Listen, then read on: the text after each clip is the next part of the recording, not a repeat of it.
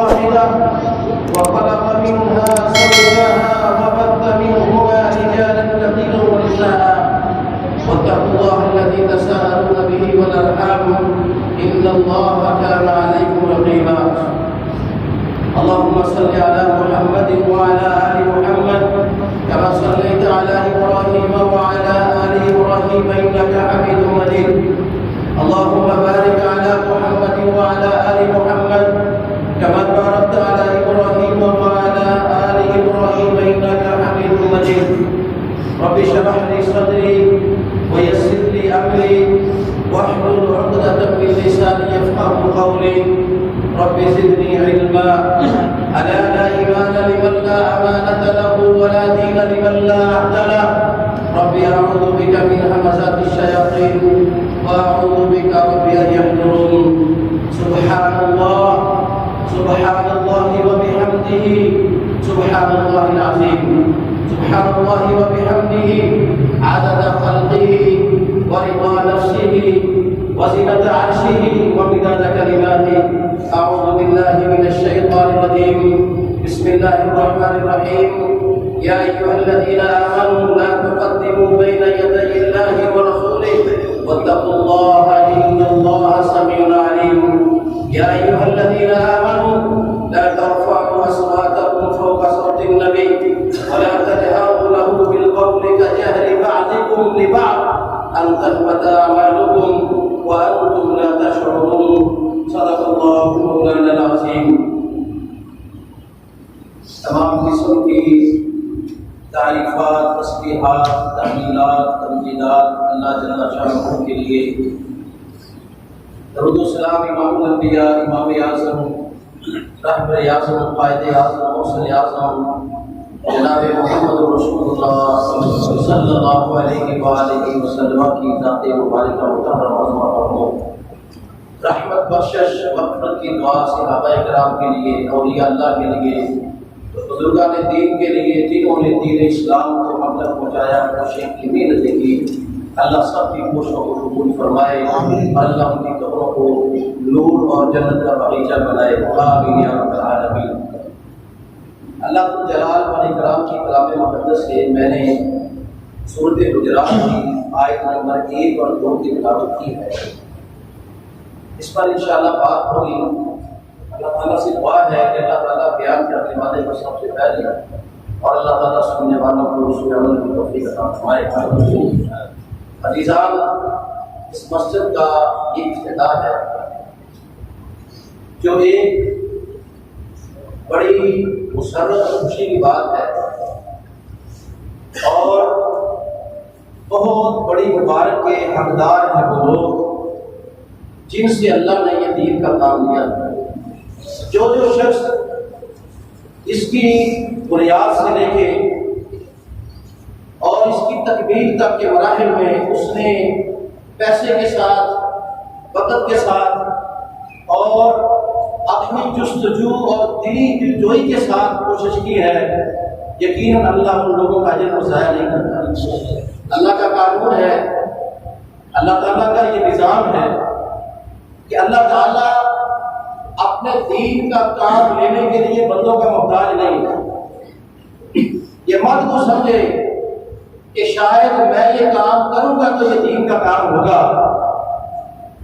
مجھے یاد ہے میں مدینہ منورہ میں تھا، مجھے ایک بہت بڑے بزرگ ملے، فیض الجنہ کے پاس تھے، تو انہوں نے بڑی یہ خوبصورت بات کی. انہوں نے کہا کہ بیٹا، اللہ اپنے دین کا کام لینے کے لیے بندوں کا محتاج نہیں. اللہ تعالیٰ نہ کسی نبی کا محتاج ہے، نہ کسی ولی کا محتاج ہے. وہ جو چاہے، جب چاہے، جیسے چاہے کر سکتا ہے. نہ اس کو کوئی روک سکتا ہے، نہ اس کو کسی کی محتاجگی ہے. کہنے لگے کہ خوش قسمتی اس بندے کی ہے جس سے اللہ دین کا کام لے لے. تو آؤ بیٹا دعا کرے اللہ ہمیں خوش قسمتوں سے بنا لے. تو بھائیو، دین کا کام، اس کے کسی کام آنا یہ بڑی خوش نصیبی کی بات ہے اور مبارکباد کے مستحق وہ لوگ ہوتے ہیں. اور بالخصوص اللہ ذو جلال والاکرام کے لیے سجدے کا اہتمام کرنا، اور اس دور میں جس دور میں لوگ اسلام کے نام پر شرک و کفر کی وادیوں میں دھکیلے جا رہے ہیں، ان پر انویسٹمنٹ کی جاتی ہے، اپنے سرمایے کو خرچ کیا جاتا ہے، ہیل و حجت اور ہیل اور تعویلات سے کام لے کر کے اس قرآن پاک کی آیات کے ذریعے گمراہ کن نظریات کو مسلمانوں میں پھیلایا جاتا ہے۔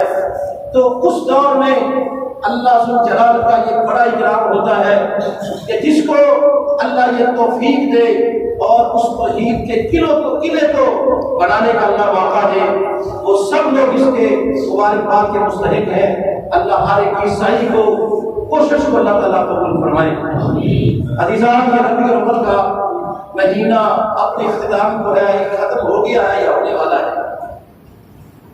رسول اللہ صلی اللہ علیہ وآلہ وسلم بحیثیت معلم اس کائنات میں اللہ تعالیٰ نے آپ کو مبعوث کیا، اور آپ کی بعثت کو اللہ تعالیٰ نے ایک بہت بڑا احسان جان کر دنیا والوں کو بتایا ہے کہ میرا ایک بہت بڑا احسان یہ ہے کہ میں نے آپ کے اندر ایک اس رسول کا انتخاب کیا جو کائنات میں حسب نسب میں اپنے حسن و جمال میں سب سے اعلیٰ ہے۔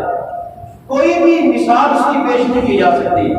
وہ نبی، وہ رسول، وہ ہادی، وہ مرشد، وہ رہبر، وہ رہنما، جس کے امتی ہونے پر ہمیں فخر ہے۔ نبی کائنات علیہ الصلوۃ والسلام نے فرمایا، موسیٰ علیہ السلام کو جب اللہ تعالیٰ نے سید الاولین والآخرین امام المتقین کے اوصاف کے بارے میں ذکر کیا کہ موسیٰ آپ کے بعد ایک رسول آئے گا جس کا نام محمد و احمد ہوگا صلی اللہ علیہ وسلم، آئے گا سب سے بعد میں، سب سے زیادہ امت اور لوگ اس پر ایمان لے کر آئیں گے، اور سب سے پہلے جنت میں وہ بندہ جائے گا، وہ نبی جائے گا، اور اس کی امت کی سب سے سات امتوں سے پہلے جنت میں جائے گا۔ تو سیدنا موسیٰ علیہ السلام نے اللہ تعالیٰ سے یہ دعا کی کہ اللہم اجعلنی فردا من امت محمد صلی اللہ علیہ وسلم، اللہ مجھے آپ محمد رسول اللہ صلی اللہ علیہ وسلم کے بارے میں یہ دعا حضرت موسیٰ کر رہے ہیں کہ یا اللہ میں اپنی نبوت کو، میں اپنی رسالت کو یا اللہ قربان کرتا ہوں، اس سے یہ اعزاز لے لے اور مجھے لکھ دے کہ میں موسیٰ محمد کا عام امتی ہوں صلی اللہ علیہ وسلم، عام امتی ہوں۔ اللہ تعالیٰ نے کہا موسیٰ یہ رتبہ بلند ملا جسے مل گیا، ہم جسے چاہیں گے اعزاز سے نوازیں گے، اور ہم آپ کی دعا کو قبول نہیں کریں گے۔ پھر یہی دعا سیدنا عیسیٰ علیہ السلام نے کی ہے، تو اللہ تعالیٰ نے عیسیٰ علیہ السلام کی اس دعا کو قبول کیا۔ عیسیٰ علیہ السلام قیامت کے قریب آئیں گے، امتی اور محمدی بن کے آئیں گے، اور محمد رسول اللہ صلی اللہ علیہ وسلم کے امتی ہوں گے۔ اللہ تعالیٰ ان کو نبوت کے اور رسالت کے منصب سے بھی فائز کیا ہے، اور محمد رسول اللہ صلی اللہ علیہ وسلم کے امتی ہونے پر بھی اللہ تعالیٰ نے آپ کو فائز کیا ہے۔ عزیزان، رسول اللہ صلی اللہ علیہ وسلم کی شخصیت، آپ صلی اللہ علیہ وسلم کن اوصاف کے مالک ہے؟ آپ صلی اللہ علیہ وآلہ وسلم کے کچھ حقوق ہیں اس امت پر، ہم پر، کہ جن پر ایمان لانا اور ان پر عمل کرنا یہ فرض اور واجب ہے۔ میں نے 2 آیات کی تلاوت کی تھی، میں سادہ ان کا ترجمہ کرتا ہوں، پھر اس کے بعد انہیں میں سے رسول اللہ صلی اللہ علیہ وسلم کے جو حقوق ہیں ان کے بارے میں ذکر کیا جائے گا۔ اللہ تعالیٰ فرماتے ہیں یا ایھا الذین آمنوا لا تقدموا بین یدی اللہ ورسولہ واتقوا اللہ ان اللہ سمیع علیم۔ ایک ایک لفظ، ایک ایک معنی، ایک ایک حرف، ایک ایک حرکت اللہ کی عزت کی قسم ہے، اس میں وہ گہرائی ہے۔ آج کے ہم مسلمان، آج ہمارے لڑائی جھگڑے ہیں، فتنہ و فساد میں ہم مبتلا ہیں، ایک نام محمد رسول اللہ صلی اللہ علیہ وسلم کا لے کر کے ہر کوئی اپنے اپنے ممبر پہ کھڑا ہو کر کے اپنے اپنے مسلک کی طرف دعوت دیتا ہے۔ کوئی کہتا ہے اس نبی کا نام لے کر کے اس نبی کی نام کو بیچنے کا کام کرتا ہے کوئی، اور ہر ایک کا دعویٰ یہ ہے کہ میں حق پر ہوں، سچ پر ہوں، اور میرے بھائیوں اللہ تعالیٰ کا یہ کلام مجھے تجھے لڑانے کے لیے نہیں، مجھے تجھے سمجھانے کے لیے ہے، یہ مدلل ناس ہے، یہ کتاب رب و رہنما ہے، میرے تیرے لیے اس کے اندر کامیابی ہے۔ اللہ اس لیے فرماتے ہیں یا ایھا الذین آمنوا، اے ایمان کا دعویٰ کرنے والے، اے ایمان والو، یہ کلام، یہ کتاب اللہ تعالیٰ کا کن کو ہے؟ مومنین کو۔ اور مومن کون ہے؟ مومن ہے کون؟ دیکھیے پرکھیے، ترازو تیرے ہاتھ میں ہے، اور دماغ اللہ نے تجھے دیا ہے، شعور عقل عطا کی ہے، اور یہاں سے اپنے آپ کو ان نظریات و افکار سے نکال کر کے ایک سادہ مسلمان ہو کر کے اپنے آپ کو ایمان اور مومن ہونے کا ثبوت دیتے ہوئے فرقہ واریت سے باہر نکل کر کے ان چیزوں کو پڑھیے، قرآن کی آیات کو۔ اللہ فرماتے ہیں یا ایھا الذین آمنوا، اے ایمان کا دعویٰ کرنے والوں۔ کون مومن؟ رسول کائنات علیہ الصلوۃ والسلام نے فرمایا لا یؤمن احدکم حتی اکون احب الیہ من والدہ وولدہ والناس اجمعین۔ باتیں آپ نے سنی ہے یاد دہانی کے لیے تاکہ بات اور پختہ رس ہو جائے۔ فرمایا آپ میں سے کوئی شخص اس وقت تک مومن نہیں ہو سکتا، اس وقت تک اپنے آپ کو وہ مسلمان نہیں کہلوا سکتا حتی اکون احب الیہ، یہاں تک کہ میں محمد صلی اللہ علیہ وسلم اکون احب الیہ، کہ میں اسے پوری کائنات میں سب سے زیادہ محبوب نہ ہو جاؤں۔ آگے پھر وضاحت کر دی کس سے بھی محبوب نہ ہو جاؤں، من والدہ، اس کائنات کو اگر انسان سب سے زیادہ محبت کرتا ہے پہلے نمبر پر اس کی اولاد آتی ہے، اس کے بچے آتے ہیں، اس کی بیوی آتی ہے، من والدہ، اپنے بیوی بچوں سے زیادہ، من والدہ احب الیہ من والدہ وولدہ والناس اجمعین، اپنے والدین سے زیادہ، یہاں تک کہ اپنے رشتہ دار عزیز و اقارب پوری کائنات سے بڑھ کے جب اس کی محبت کا معیار یہ نہ ہو کہ محمد رسول اللہ صلی اللہ علیہ وآلہ وسلم اس کے ہاں کسی بھی مقام پر اس کی غمی ہے تب بھی، خوشی ہے تب بھی، اس کے معاملات دنیاوی ہیں، سماجی ہیں، معاشی ہیں، معاشرتی ہیں، رسول کائنات علیہ السلام سب سے زیادہ ہر کام میں اگر سب سے اوپر ہوگے تو آپ مومن ہیں۔ اگر کہیں بھی آپ نے غمی میں آ کر کہہ دیا یہ جی کوئی بات نہیں ہے، یہ رسم رواج ہے، اور خوشی میں آ کے کہہ دیا یہ خوشی کا موقع ہے، آپ مومنوں والی بات کرتے ہیں، نہیں، یہ اللہ کا حکم ہے، رسول کائنات نے یہ مہر لگا دی ہے۔ حدیث کے حوالے کا میں ذمہ دار ہوں، فرمایا وہ مومن نہیں ہو سکتا جب تک کہ میں اس کے ہاں ساری کائنات سے زیادہ محبوب نہ ہو جاؤں۔ عمر فاروق رضی اللہ تعالی عنہ سے آپ سے فرمانے لگے یا رسول اللہ صلی اللہ علیہ وسلم میں آپ سے سب سے زیادہ محبت کرتا ہوں۔ فرمایا کتنا؟ فرمایا بیوی بچوں سے بھی زیادہ، والدین سے بھی زیادہ، مال و زر سے بھی زیادہ، پوری کائنات سے زیادہ۔ فرمایا حتی تکون عن نفسہ، اپنی جان سے بھی زیادہ مجھ سے پیار کرتے ہو؟ فرمایا نہیں یا رسول اللہ صلی اللہ علیہ وسلم، اپنی جان سے الا نفسی، مگر اپنی جان سے کم۔ آپ نے فرمایا والذی نفس محمد بیدی، تم یہ بات لکھ لو اس ذات کی قسم ہے جس کے ہاتھ میں محمد کی جان ہے صلی اللہ علیہ وسلم، آپ ابھی تک مومن نہیں ہوئے، اور جب تک آپ اپنی جان سے بڑھ کر محمد سے محبت نہ کریں صلی اللہ علیہ وسلم، آپ محمد نہیں ہو سکتے۔ عمر کہتے یا رسول اللہ آج کے بعد عمر اپنی جان سے بھی زیادہ آپ سے پیار کرتا ہے۔ آپ نے فرمایا الآن اصبحت مؤمنا، عمر اب تو مومن ہوا ہے۔ اللہ کا یہ اعلان ایمان والوں کو ہے یا ایھا الذین آمنوا لا ترفعوا یا لا تقدموا بین یدی اللہ، اے ایمان والو آگے مت بڑھنا، آگے مت بڑھنا، بین یدی اللہ، بین یدی اللہ، اس قرآن سے آگے مت بڑھنا، ورسولہ ہی، اور محمد سے آگے صلی اللہ علیہ وسلم، اور ساتھ ہی فرما دیا واتقوا اللہ، اللہ سے ڈرنا، اور آگے پھر اللہ نے نص ان اللہ سمیع علیم، کہ یاد رکھو اللہ ہر بات سنتا بھی ہے، جانتا بھی ہے۔ اللہ سے آگے بڑھنا کیسے ہے، رسول سے آگے بڑھنا کیسے ہے؟ بڑی سمپل سادی سی بات ہے، بڑا آسانی سے آپ سمجھ سکتے ہیں۔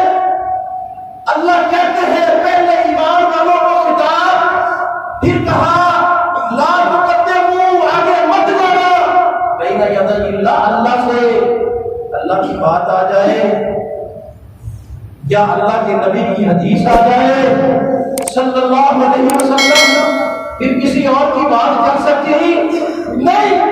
اللہ کے نبی کی بات اللہ کی بات، اللہ کے نبی کی اطاعت اللہ کی اطاعت ہے۔ آپ واقعہ سن لیجیے، اللہ کے نبی صلی اللہ علیہ وآلہ وسلم نے اپنی پھوپھو کی بیٹی زینب کو آپ کی بات کہتے ہیں، زینب میرے غلام زید کے ساتھ نکاح کر لے۔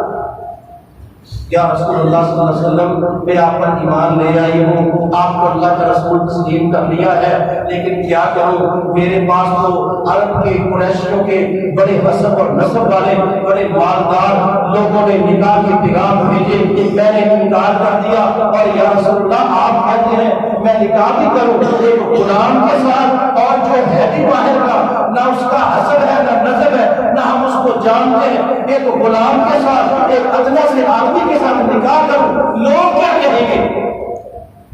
یہ نبی صلی اللہ علیہ وسلم کی پھوپھو کا بہن ہے، اس کے ساتھ مکالمہ محمد رسول اللہ کیا کرنا ہے؟ ایک حدیث، آپ نے صرف ایک حدیث زینب کو کہی رضی اللہ عنہ، زینب نکاح کر لے، یا رسول اللہ کیا کروں، دل نہیں مانتا، لوگ کرنے دیں گے، لوگ جینے نہیں چاہیے، آپ نے فرمایا زید نکاح کر، اپنے زید کے ساتھ نکاح کر لے، میں آپ کو اللہ کا رسول حکم دیتا ہوں۔ زینب نے کہا یا رسول اللہ یہ کام میرے لیے مشکل ہے، آسمان سے جبریل آئے، قرآن لے کر آئے، آپ آیات کی تلاوت اللہ کے نبی صلی اللہ علیہ وسلم پر جبریل نے کی، پیغمبر نے پڑھی، اللہ فرماتے ہیں ما کان للمؤمن ولا مؤمنہ اذا قضى الله ورسوله امرا ان يكون لهم الخيرة من امرهم ومن يعص الله ورسوله فقد ضل ضلالا مبینا۔ اور جان لو نبی کی بہن ہو، نبی کی بیٹی ہو، وہ مومن مرد ہو، مومن عورت ہو، آج کا ہو کل کا ہو، ولی ہو بزرگ ہو، بڑا ہو چھوٹا ہو، ما کان للمؤمن ولا مؤمنة اذا قضى اللہ، جب اللہ کی بات آ جائے، ورسول، جب اس کے رسول کا فیصلہ آ جائے، پیغمبر کی حدیث آ جائے، ان یکون لهم الخيرة من امرهم، ہاتھ بند جاتے ہیں، آپ کے اختیارات سلب ہو جاتے ہیں، ایک نہیں چلتی، آپ کی ایک نہیں سنی جائے گی، نہ عقل، نہ نقل، نہ سوچ، نہ فکر، نہ تیرا فلسفہ، نہ منطق، کوئی کام نہیں آئے گا۔ اذا قضى اللہ، جب اللہ کا فیصلہ آ جائے، ورسول، جب اس کے رسول کی بات آ جائے، ان یکون لهم الخيرة من امرهم، ایک نہیں چلے گی، کوئی نہیں اختیار ہوگا۔ ومن یعص اللہ، اور جو اللہ کی نافرمانی کرے، ومن یعص اللہ، جس نے اللہ کی نافرمانی کی، پیغمبر کی حدیث آ گئی اور اللہ کے قرآن کا فیصلہ آ گیا، اس نے نہ مانا، ورسولہ، اس کی نافرمانی رسول کی کی، فقد ضل ضلالا مبینا، اس سے بڑا کائنات میں کوئی گمراہ نہیں ہے۔ اور ومن یضلل اللہ، پھر جس کو اللہ گمراہ کر دے اسے کوئی ہدایت نہیں دے سکتا۔ یہ آیتیں سنی، فوراً زینب نے کہا یا رسول اللہ صلی اللہ علیہ وسلم میرا نکاح ابھی اور اسی وقت زینب سے کر دیجئے، میں اپنا ولی بھی آپ کو مقرر کرتی ہوں۔ نبی کائنات علیہ السلام نے آپ کی حدیث بیان کی، زینب کے ساتھ نکاح کر دیا۔ یہ نبی کی حدیث پر عمل کرنے کی برکت ہے۔ یہ نکاح ہو گیا، اللہ اکبر کبیرہ، کچھ وقت چلا، زید نے حضرت زینب کو طلاق دے دی۔ طلاق دی، چونکہ وہاں عرب کا ایک دستور تھا، متبنہ جو منہ بولا بیٹا تھا اس کے ساتھ نکاح نہیں ہوتا تھا، اللہ نے اس رسم کو بھی توڑنا تھا اور نبی صلی اللہ علیہ وسلم کی حدیث کی برکت کو بھی واضح کرنا تھا۔ زینب نے جب طلاق ہو گئی، عدت پوری ہوئی، جبریل آئے، کہنے زینب کو اپنے گھر لے آئیے، اللہ نے آسمانوں میں آپ کا نکاح زینب سے کر دیا۔ نبی کی حدیث کی برکت اللہ نے اس کو کائنات کے مومن کی ماں بنا دیا۔ میرے بھائیوں جانیے بین یدی اللہ و رسولہ، جب اللہ اور اس کے رسول کی بات آ جائے پھر ہماری نہیں چلتی، ہماری ایک نہیں چلتی۔ اور آگے اللہ نے فرمایا یا ایھا الذین آمنوا لا ترفعوا اصواتکم فوق صوت النبی، اور جان لیجیے پھر ایمان والوں کو خطاب، اے ایمان کا دعویٰ کرنے والوں، لا ترفعوا اصواتکم، اپنی آوازیں بھی اونچی مت کرو، فوق صوت النبی، نبی کی آواز کی اونچی، نبی کی آواز کے آگے اپنی آواز بھی اونچی مت کرے، ولا تجهروا له بالقول كجهر بعضكم لبعض، اور نہ ہی امام کائنات کے نام اس طرح لے جس طرح ایک دوسرے کے لیے جاتے ہیں۔ ادب احترام، میں تفصیل کی طرف آتا ہوں، ترجمہ سن لیجیے۔ ان تحبط اعمالکم، یاد رکھنا اگر آپ نے نبی کی آواز کے آگے اپنی آواز کو اونچا کیا یا نبی کا نام ایسے لیا جیسے عام لوگوں کا لیا جاتا ہے، تو یاد رکھنا انتہ پتہ اعمالکم، 100 حج بھی کیے ہوں گے، 100 عمرے بھی کیے ہوں گے، ساری دنیا کے صدقہ خیرات بھی کیے ہوں گے، نیکیاں کی ہوں گی، سب تباہ و برباد ہو جائے گی۔ یہ میرے نبی کا مقام ہے، یہ ان کی عظمت ہے۔ انتہ پتہ اعمالکم وانتم لا تشعرون، اور تمہیں پتہ بھی نہیں چلے گا، تم اسی خوشی میں اسی چیز میں لگے رہیں گے کہ نہیں جناب ہم دین میں لگے ہوئے۔ اب آئیے اللہ فرماتے ہیں اپنی آوازیں رسول اللہ صلی اللہ علیہ وسلم کی آواز کے آگے اونچا مت کیجیے۔ قیامت سے آپ تو دنیا میں نہیں ہے، آپ کی آواز باقی ہے یا نہیں ہے؟ نبی صلی اللہ علیہ وسلم کی آواز آج بھی احادیث کی شکل میں گونجتی ہے نہیں گونجتی؟ آپ کے دور کا ایک واقعہ سنیے، صحیح بخاری کی روایت، رسول اللہ صلی اللہ علیہ وسلم موجود، آپ صلی اللہ علیہ وسلم ہے، آپ نے منبر پہ تشریف فرما ہے، واعظ کر رہے ہیں، صحابہ کرام موجود ہیں، آپ نے بنی اسرائیل کا ایک واقعہ ذکر کیا، آپ نے فرمایا بنی اسرائیل میں ایک شخص تھا، اس شخص نے اپنے پیر کے اوپر وزن لاتا تو پیر بول، آپ نے ایک واقعہ ذکر کیا، مجلس میں صحابہ کرام تھے، ابو بکر بھی تھے، عمر بھی تھے، اور بھی صحابہ کرام تھے رضوان اللہ علیہم اجمعین۔ آپ نے فرمایا بنی اسرائیل میں شخص تھا، اس شخص نے اپنے پیر کے اوپر وزن لاتا تو پیر بول پڑا، پیر نے کہا اللہ نے تو مجھے ہل چلانے کے لیے پیدا کیا ہے، آپ نے میرے کو وزن لا دیا۔ اب آپ یہی گفتگو فرما رہے تھے، مجلس سے شخص کھڑا ہوا، کہنے لگا یا رسول اللہ کبھی بیل بھی بولا ہے، کبھی بیل نے بھی گفتگو کی ہے، عقل نہیں مانتی۔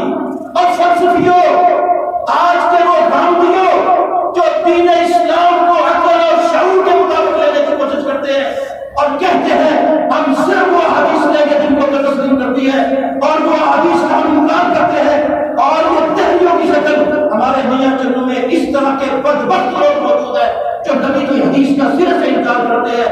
اور جانو یہ نبی صلی اللہ علیہ وسلم کی یہ سچے اور سچے فرامین ہے، رب کعبہ کی قسم ہے، میرا ایمان ہے تیرا بھی ایمان ہے، کائنات بدل سکتی ہے، زمین و آسمان کا نظام برابر ہو سکتا ہے، پہاڑ اپنی جگہ چھوڑ سکتے ہیں، یہ کائنات تہس نہس ہو سکتی ہے، سورج مشرق کی بجائے مغرب سے طلوع ہو سکتا ہے، لیکن امام کائنات کی زبان سے نکلا ہوا ایک ایک حرف، ایک ایک حرکت، ایک ایک جملہ کا بدلا جا سکتا ہے، نہ اس میں شک کیا جا سکتا ہے، شک کرنے والا بھی کافر ہے، زندیق ہے، اور جس طرح قرآن کا منکر کافر ہے اسی طرح نبی صلی اللہ علیہ وسلم کی حدیث کا منکر بھی کافر ہے۔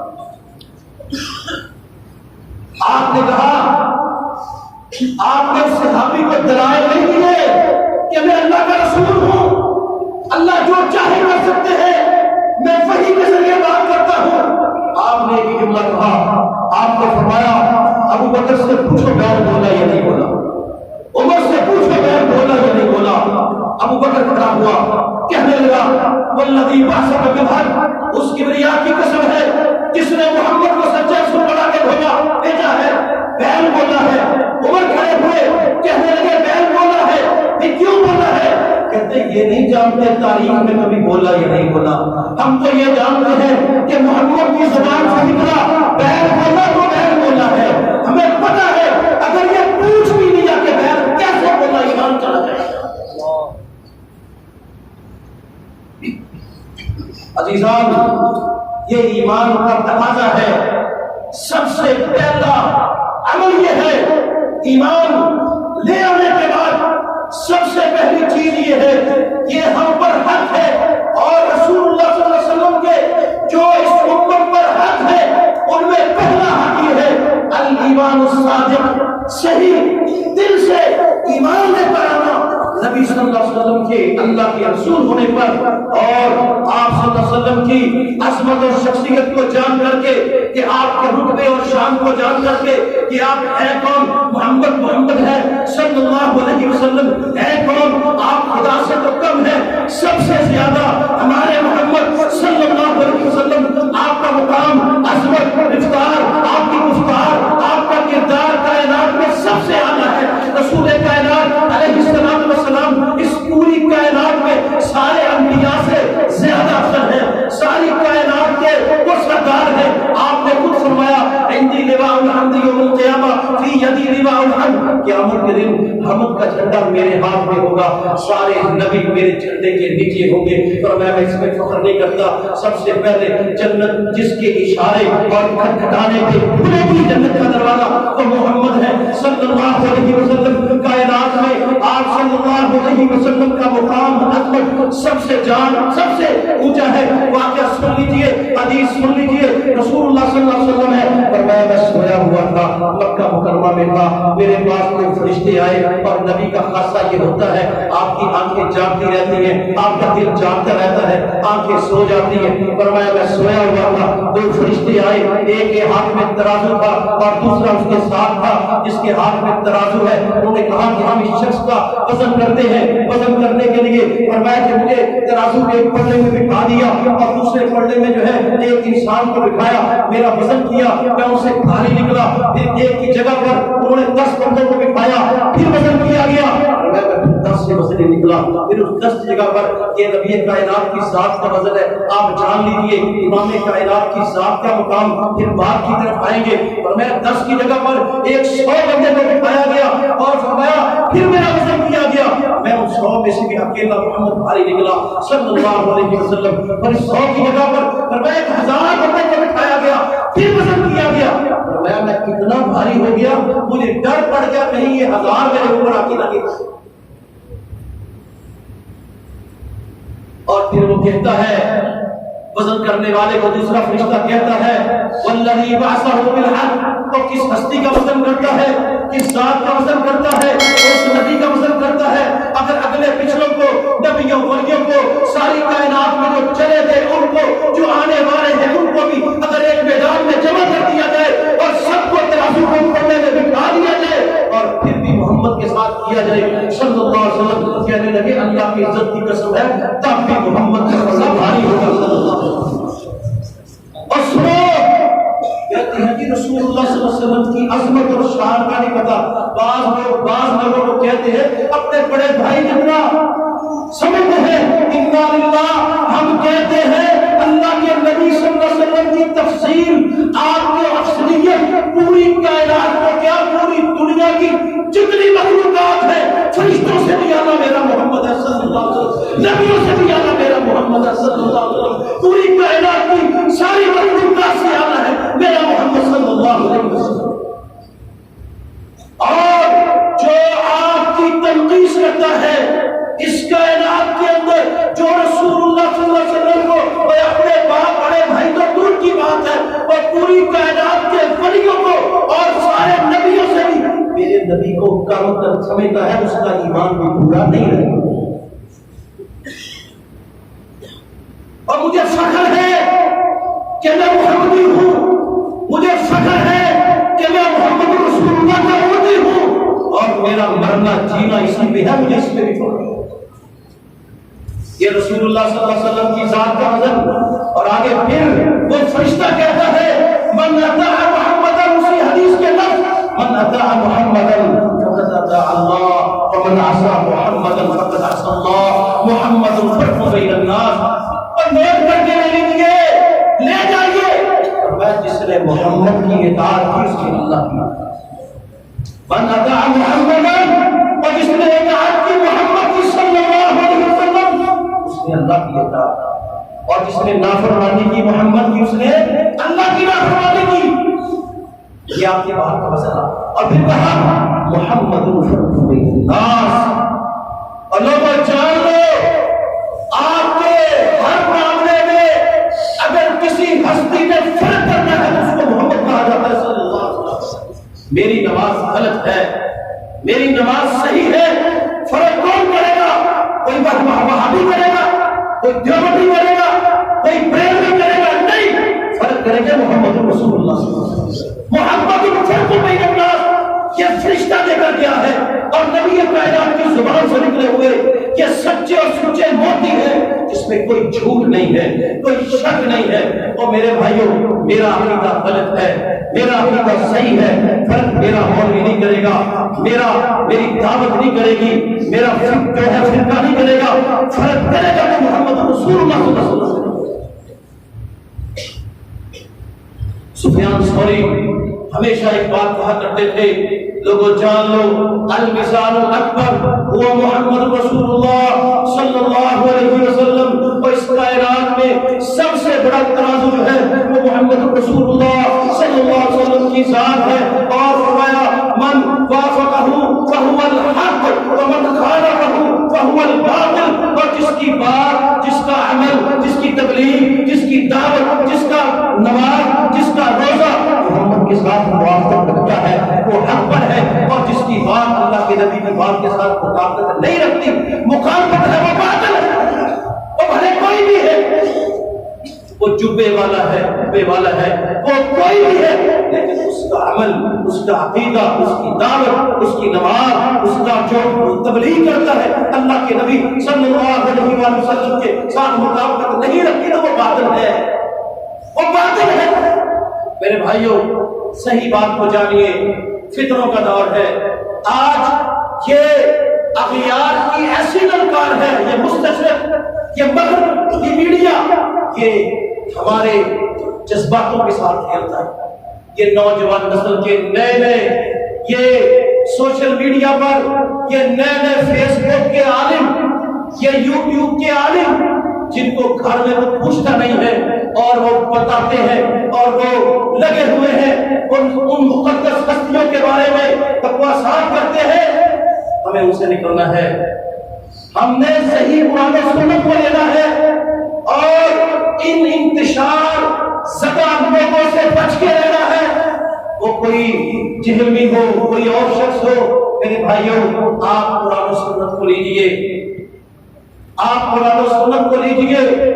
جو ہستیاں گزر چکی ہیں، محمد رسول اللہ صلی اللہ علیہ وسلم کے جو صحابہ تھے دنیا سے جا چکے ہیں، اگر انہوں نے صحیح کیا اللہ کے ہاں وہ جو اللہ کی جنتوں کے مالک ہے، اگر غلط ہے تو اللہ کے ہاں وہ جواب دے ہیں. ہم اپنے ایمانوں کو کیوں خراب کریں؟ ہم کیوں خراب کریں؟ اور اصل کے اندر یہ سازش ہے، یہ بہت بڑی سازش ہے رسول اللہ صلی اللہ علیہ وآلہ وسلم کے دین کے خلاف. آپ صلی اللہ علیہ وآلہ وسلم کو اللہ کے رسول ہونے پر تاکہ لوگوں میں شک پیدا کیا جائے. کیونکہ جو احادیث ہمیں کہاں سے ملی؟ صحابہ کرام سے. جب ان کے بارے میں ہم غلط قسم کے نظریات رکھیں گے تو پھر بعد یہ دل میں آئے گا خیال، آج ہمارے دل میں نہیں، ہماری نسل کے دل میں آئے گا کہ یار بات میں انہوں نے غلط کر دیا. جب بندے کی ویلیو ختم ہو گئی، اللہ کے نبی صلی اللہ علیہ وسلم کی حدیث کی ویلیو ختم کرنے کے لیے یہ بہت بڑی سازش ہے. ان کو ڈونیٹ کیا جاتا ہے، ان پر محنت کی جاتی ہے تاکہ لوگوں کو اللہ کے دین سے کیسے دور کیا جائے. ہم مسلمان ہیں بھائیوں، فرقہ واریت سے نکلے، قرآن و سنت پر آئے. منہج دیکھیے، میں کہنا کیا چاہتا ہوں، دین اللہ نے نازل کیا، اپنی اپنی مرضی سے نازل کیا. فلا نهدینکم فلا یهدینکم منی ہدی فمن تبع ہدایا فلا خوف علیہم ولا هم یحزنون. یہ ہدایت یہ وحی کے ذریعے اللہ تعالیٰ نے اس دین کو نازل کیا. کس پر نازل کیا؟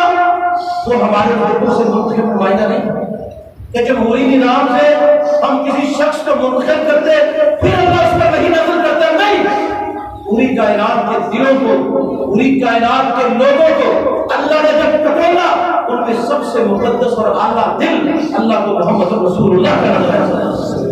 اللہ نے اس نبی پر اس قرآن کو نازل کیا، حدیث کو نازل کیا. اور حدیث کیا ہے؟ اس کی عظمت جانیے. بعض لوگ کہتے ہیں قرآن اور حدیث یہ دو چیزیں ہیں. قرآن اللہ نے نازل کیا، حدیث نبی صلی اللہ علیہ وسلم کی. جس طرح قرآن پر ایمان لانا فرض اور واجب ہے، اسی طرح حدیث پر بشرطے کہ صحیح حدیث ہو. تو صحیح حدیث آپ علماء کے پاس بیٹھیں گے آپ کو پتہ چل جائے گا. جتنے بھی مرضی یہ فتنہ پرور آ جائے انشاءاللہ محدثین نے ایسے اصول وضع کر دیے ہیں کہ قیامت تک کسی کا کفر کو نقصان نہیں پہنچا سکتا، کسی دجال کا دجل نقصان نہیں پہنچا سکتا. ایسے اسلوب اللہ کے فضل سے امام بخاری نے، امام شافعی نے اور امام احمد بن حنبل نے اور اس کے نیچے پھر نکھار رکھا گیا ابن حجر اسقلانی نے، امام ذہبی نے ایسے ایسے اصول وضع کیے ہیں کہ اللہ کے فضل سے اس کو ہمارے بغیر رہ نہیں سکتا. حدیث صحیح ہو، خواب و خبریں باہر ہو، خبریں متواتر ہو، حجت کے اعتبار سے جو مقام اس قرآن کا ہے وہی مقام حدیث کا. حجت کے اعتبار سے جو مقام قرآن کا وہی مقام حدیث کا. جس طرح قرآن کا منکر کافر ہے اسی طرح حدیث کا منکر کافر ہے. جس طرح قرآن کے ایک جز کا منکر کافر ہے، حدیث کے کسی ایک جز کا منکر کافر ہے. فرق صرف یہ ہے کہ قرآن پاک وہی مطلوب ہے جس کے الفاظ بھی اللہ کی طرف سے اور اس کا معنی بھی اللہ کی طرف سے ہے، اور جو حدیث ہے یہ بھی اللہ کی طرف سے ہے، اس کا معنی اور مفہوم اللہ کی طرف سے ہے. اس میں صرف الفاظ محمد رسول اللہ صلی اللہ علیہ وسلم اور الفاظ کیا ہے اللہ جن پر بار بار مہر لگاتا ہے. وما ينطق عن الهوى ان هو الا وحي يوحى. میرے پیغمبر کی زبان کسی بھی حالت میں وہ اپنی زبان اس وقت تک حرکت دیتی ہی نہیں ہے جب تک اللہ کی وحی اور اللہ کا اشارہ.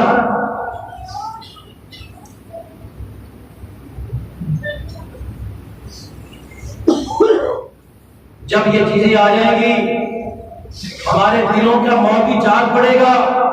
ہم اپنے علماء سے سوال کرنے شروع کریں گے. ہم پوچھیں گے کہ رسول اللہ صلی اللہ علیہ وسلم کا طریقہ کیا تھا؟ آپ کی تجارت، آپ کی عبادت، آپ کی ریاست، آپ کے معاملات کیسے تھے؟ اللہ کی قسم دین سمجھ آ جائے گا.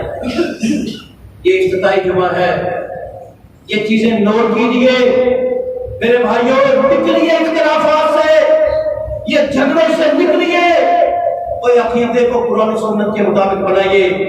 اور رسول اللہ صلی اللہ علیہ وآلہ وسلم کا یہ حق ہے.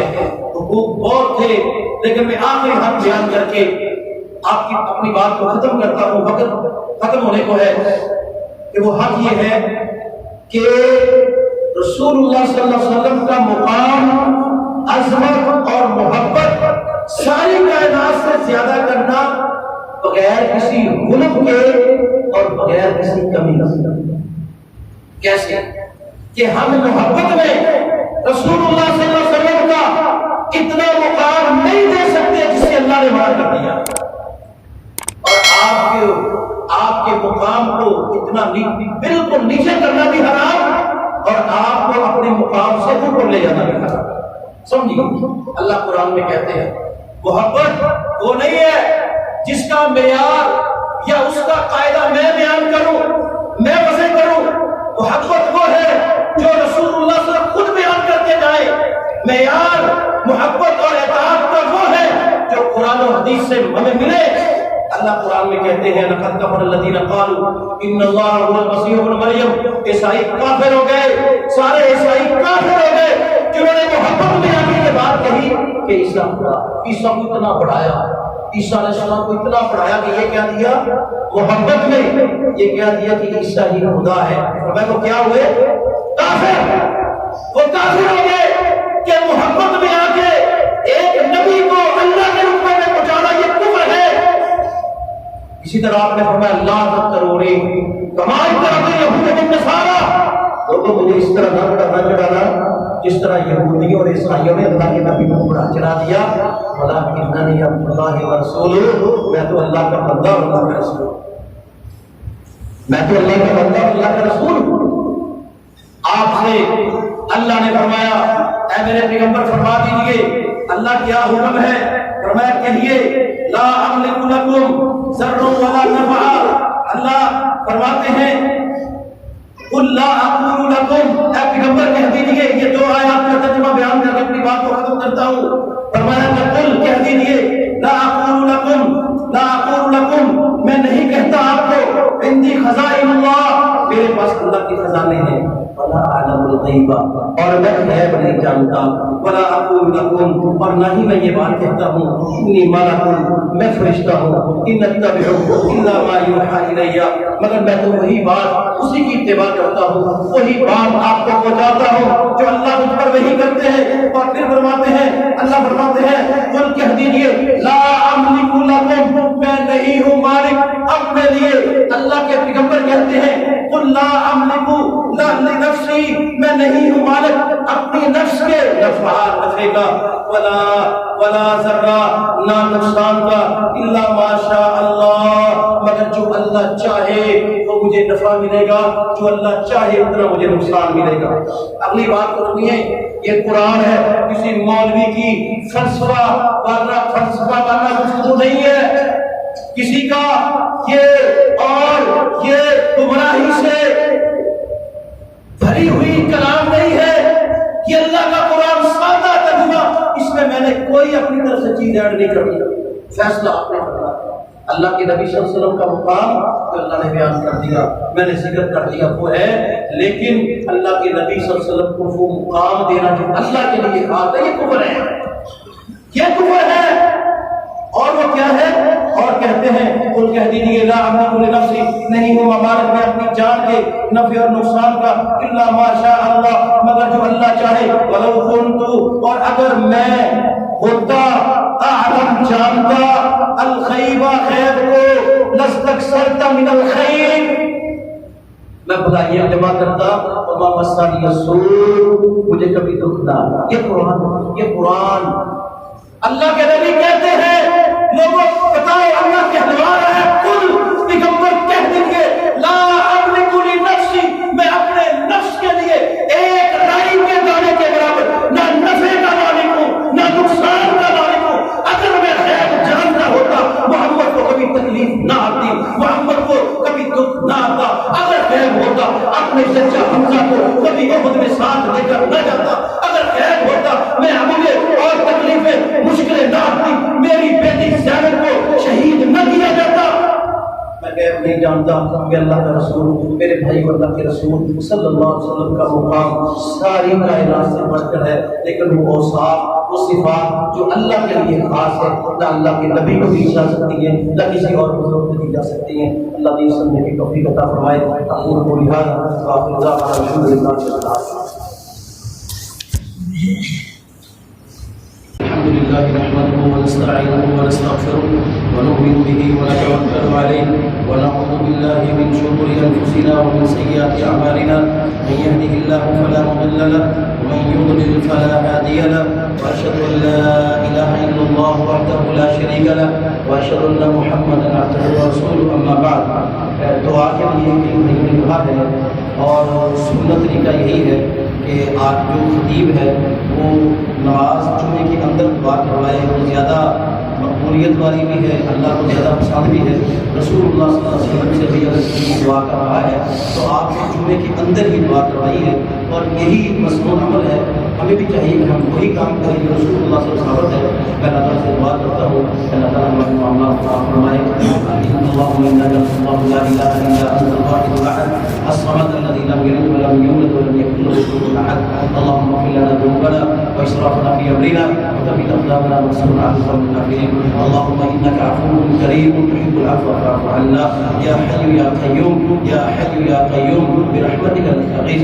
اصلح لنا شأننا كلها ولا تكلنا الى انفسنا طرفة عين. اللهم عافنا في بدننا اللهم عافنا في سمعنا اللهم عافنا في بصرنا لا اله الا انت. اللهم انا نعوذ بك من جهد البلاء ودرك الشقاء وسوء القضاء وشماتة الاعداء. اللهم انك عفو كريم تحب العفو فاعف عنا يا اله العالمين. جو بیمار ہیں ان سے عطا فرما یا اللہ. جو پریشان ہیں ان کی پریشانی دور فرما یا اللہ. جو لوگ اس مسجد کے بنیادوں سے لے کے انتہا تک جن لوگوں نے کوشش کی ہے اللہ ان کی کوششوں کو قبول فرما. اللہ ان کے حسنات میں درجات میں اضافہ فرما. اللہ ان کی نیکیوں میں اضافہ فرما. اللہ کو اپنی رحمت سے قبول فرما. اللہ جس بھائی نے ایک پیسہ بھی خرچ کیا ہے اللہ اس کے قبول فرما. ان کے لیے صدقہ جاریہ رکھنا. اللہ ہمارے گھروں کی حفاظت فرما. ہمارے بیوی بچوں کی حفاظت فرما. ربنا هب لنا من ازواجنا وذرياتنا قرة اعين واجعلنا للمتقين اماما. مجھے نماز سے پہلے کسی کا فون آیا تھا, اس نے اپنے بچے کے لیے کہا ہے, ان کے لیے بھی دعا ہے اللہ ان کو صحت تندرستی والی زندگی عطا فرما اور ان کو دین کا عالم اور فاضل بنا یا الہ العالمین. جو بیمار ہیں تندرستی عطا فرما. اللهم انك عفو كريم تحب العفو فاعف عنا. اللهم رب الناس اذهب الباس واشف الشافي لا شفاء الا شفاؤك شفاء لا يغادر سقما. ان الله وملائكته يصلون على النبي يا ايها الذين امنوا صلوا عليه وسلموا تسليما. اللهم صل وسلم وبارك وانعم على عبدك وحبيبك ونبيك محمد. وارض اللهم عن الخلفاء الراشدين الاربع ابا بكر وعمر وعثمان وعلي وعن سائر الصحابه اجمعين. سبحان ربك رب العزه عما يصفون وسلام على المرسلين والحمد لله. واحدة وقال